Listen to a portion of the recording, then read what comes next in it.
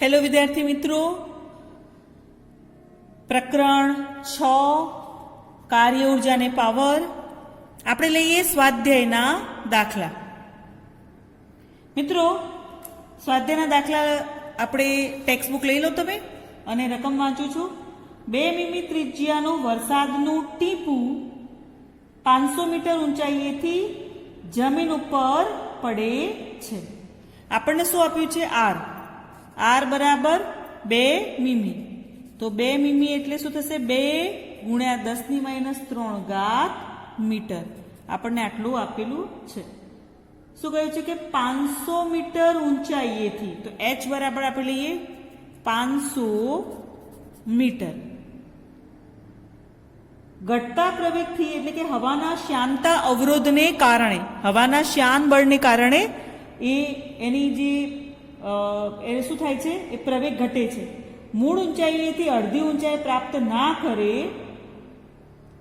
ત્યાં સુધી પડે છે, જ્યાં તે અંતિમ ટર્મિનલ ઝડપ પ્રાપ્ત કરે છે. અહીંયા આપણને શેની વાત કરી છે?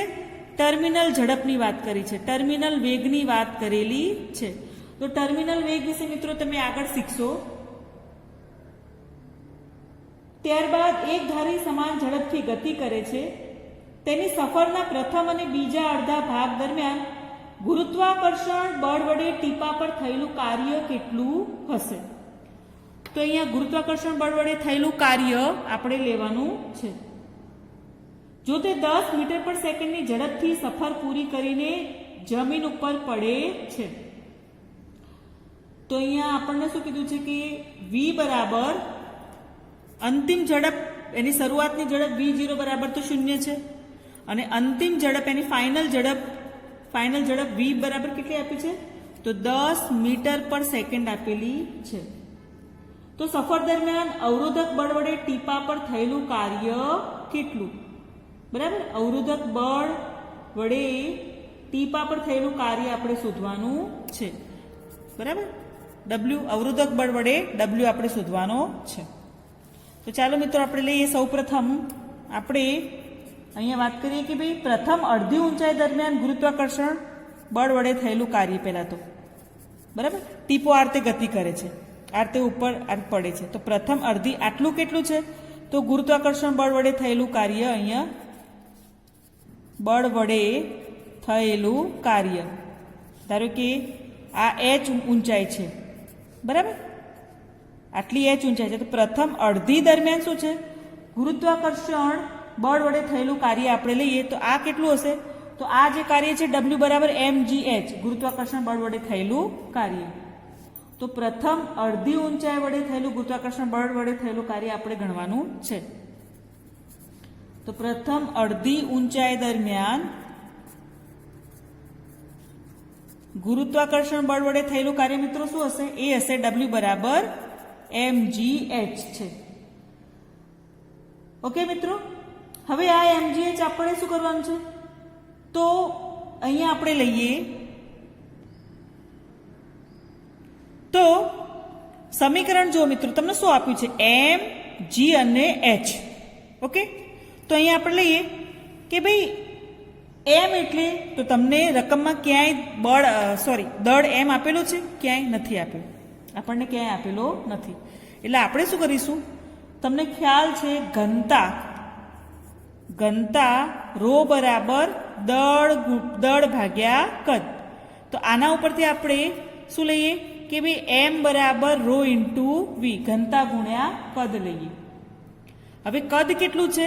તો v બરાબર કદ v બરાબર 4/3 πr³.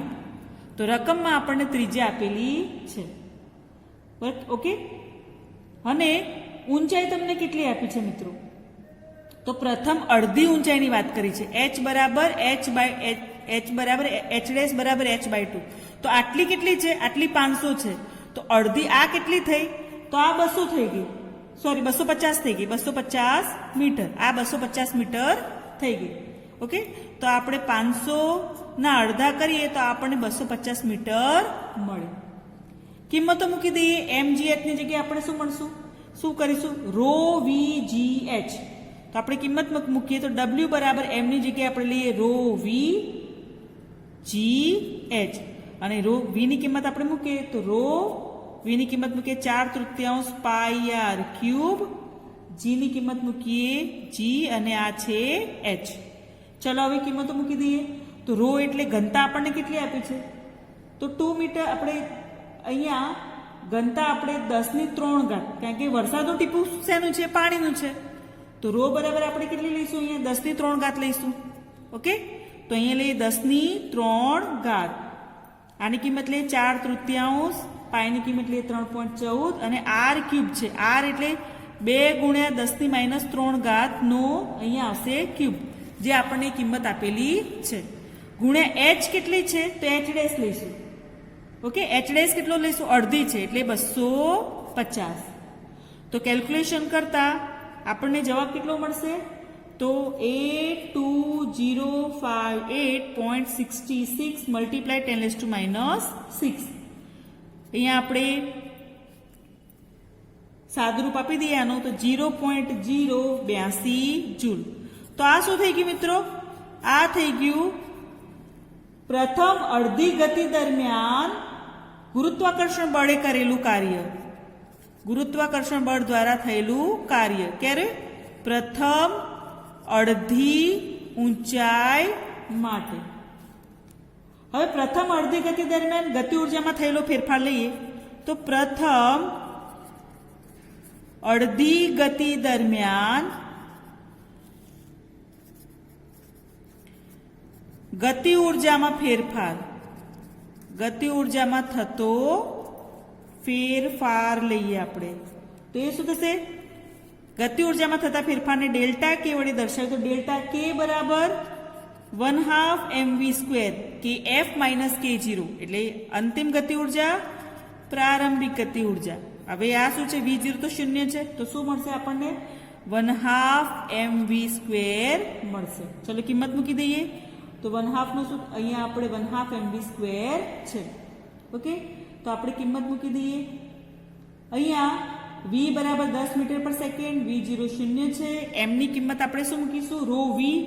તો 1/2 રો વી ઇન્ટુ v². તો આપણે કિંમત મૂકી દઈએ. 1/2 રો ની કિંમત રો ગુણ્યા 4/3 પાઈ આર સ્ક્વેર છે.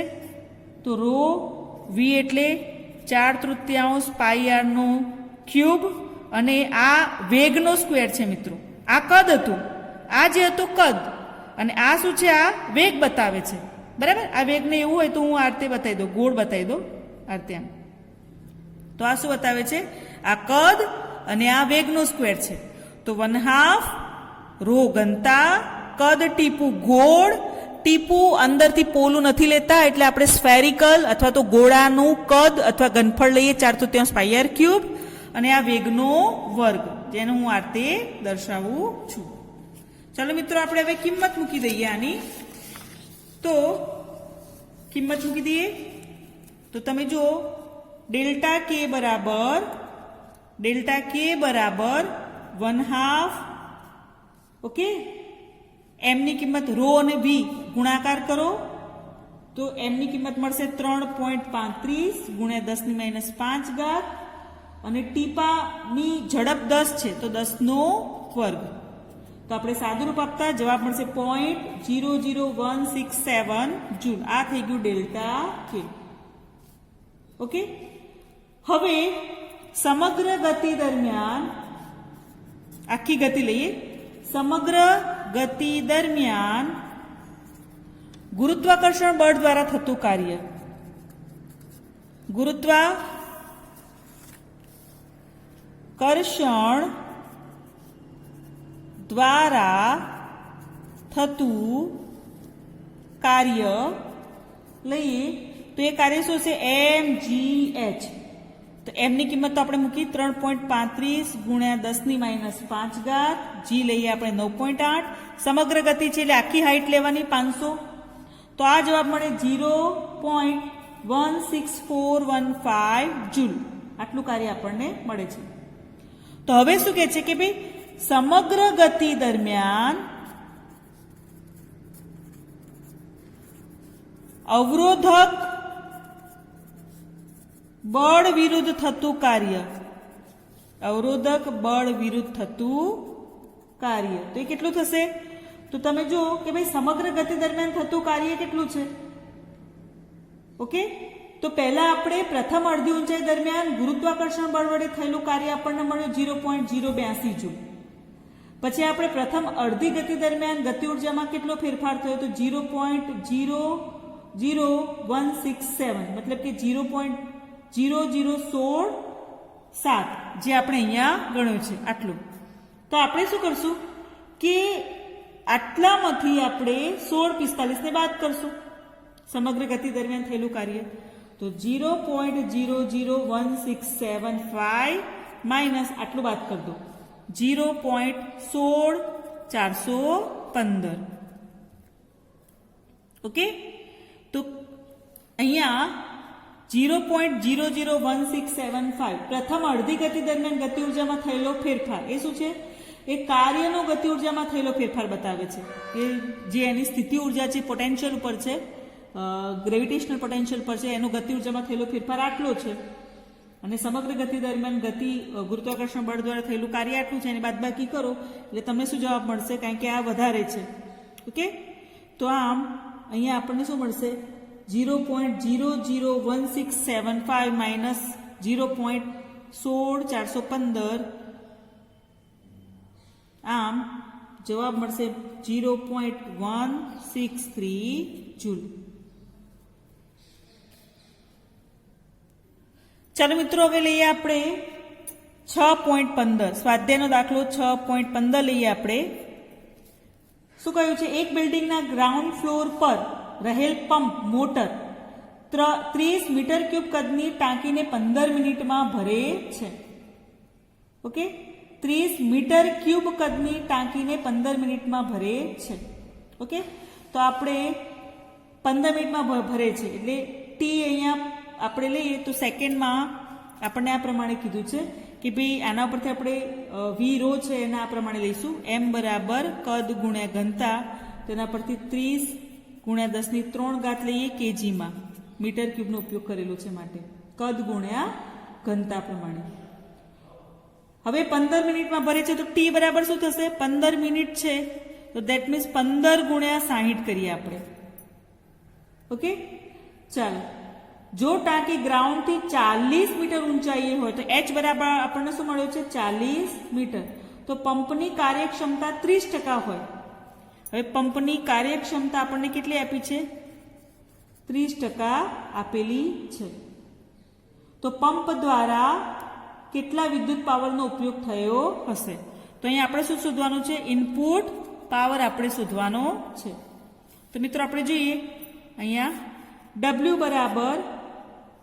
W બરાબર કાર્ય છે અને કાર્ય ભાગ્યા સમય કરો એટલે તમને શું મળે?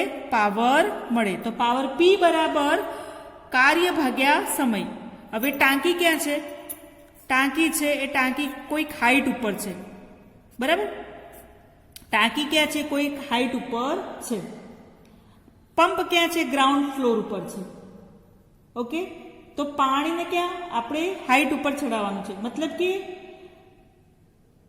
ટાંકી ગ્રાઉન્ડથી 40 મીટર ઊંચાઈએ છે તો અહીંયા શું થશે? ચડાવવા માટે કરવું પડતું કાર્યના સ્થિતિમાનમાં રૂપાંતર પામે છે. તો એ જે ગુરુત્વ જે ઉર્જા છે એ સ્થિતિ ઉર્જા કેટલી થશે? કાર્યમાં કન્વર્ટ થશે. તો એ થશે mgh અને આ થઈ ગયો બાય ટી. કિંમતો મૂકી દઈએ આપણે. તો એમની કિંમત 30 ગુણ્યા 10³ અહીંયા જે આપણે લીધેલી જ છે. જીની કિંમત 9.8, ટાંકી 40 મીટર ઊંચી છે. ટીની કિંમત આપણે 15 ગુણ્યા 60 લઈએ તો આપણને કેટલો મળશે? 13.07 કિલોવોટ. ઓકે, આટલો આપણને પાવર મળે છે. હવે આપણને અહીંયા કાર્યક્ષમતાની વાત કરીએ છીએ તો આપણે જાણીએ છીએ કે કાર્યક્ષમતા N બરાબર આઉટપુટ પાવર આઉટપુટ ભાગ્યા power input. Input power, output power ભાગ્યા ઇનપુટ પાવર. તો આના પરથી આપણે ઇનપુટ પાવર લઈએ તો power input is equal to શું થશે? પાવર આઉટપુટ ભાગ્યા એની કાર્યક્ષમતા. ઓકે, તો કેટલો પાવર મળ્યો આપણને 13.07 અને કાર્યક્ષમતા કેટલી હતી 30% હતી 30% એટલે કેટલી થાય 0.30 થાય તો અહીંયા મૂકીએ આપણે 0.30 તો ઇનપુટ પાવર બરાબર પી ઇનપુટ બરાબર આ બંનેનો આપણે 13.07 ડિવાઇડેડ બાય 0.30 કરીએ તો આપણને કેટલો મળશે 43.6 કિલોવોટ આટલો આપણને જવાબ મળે છે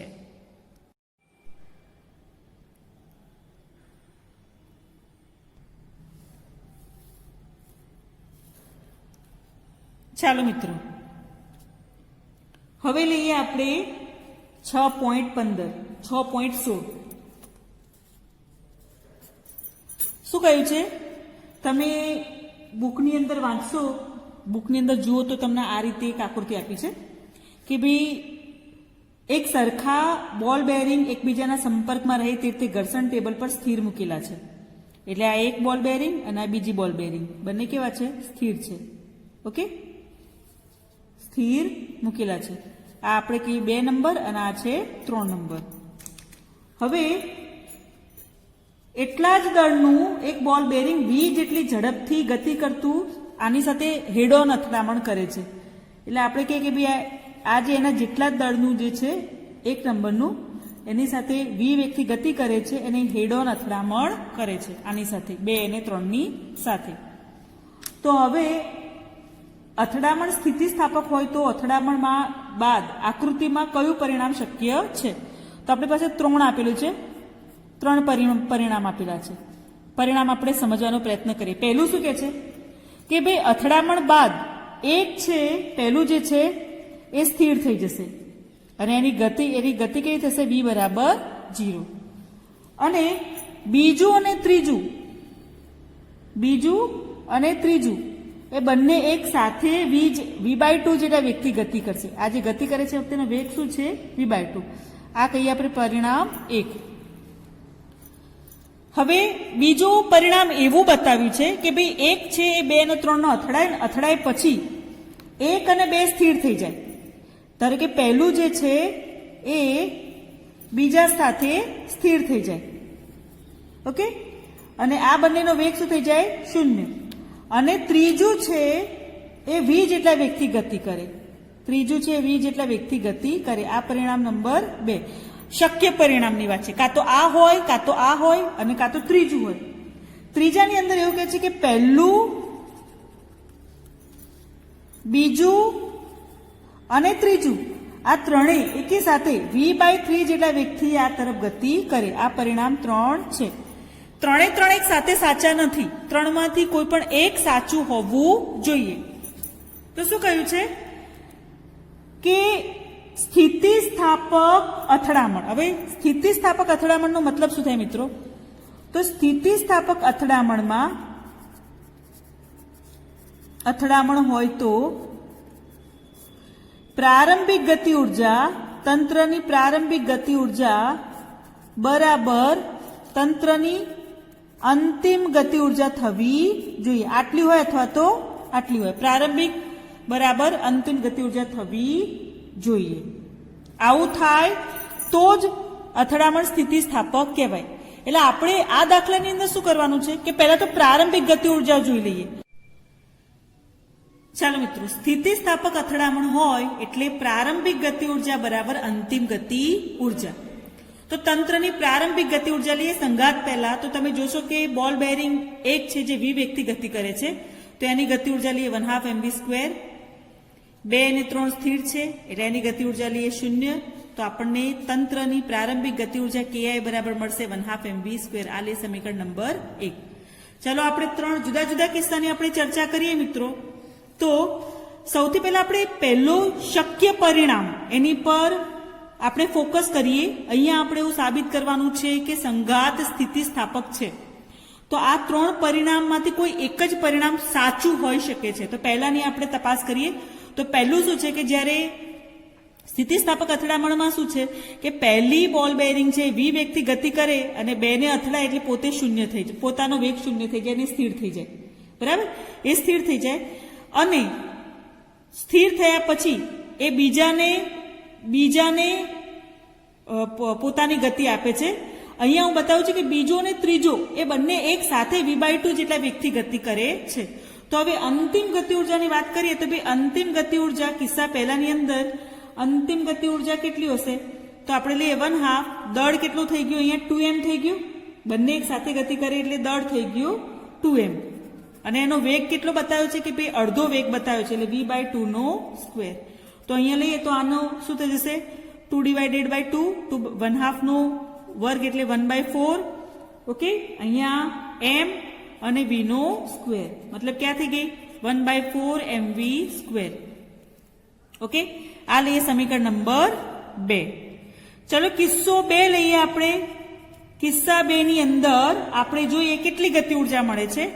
તો કિસ્સા 2 ની અંદર આપણે લઈએ તો અહીંયા E ઇઝ ઇક્વલ ટુ અહીંયા એવું બતાવ્યું છે કે પહેલો બોલ બેરિંગ બીજા બોલ બેરિંગની સાથે અથડાય એટલે બંને સ્થિર થઈ જાય અને ત્રીજો છે એ બી વેગથી ગતિ કરે.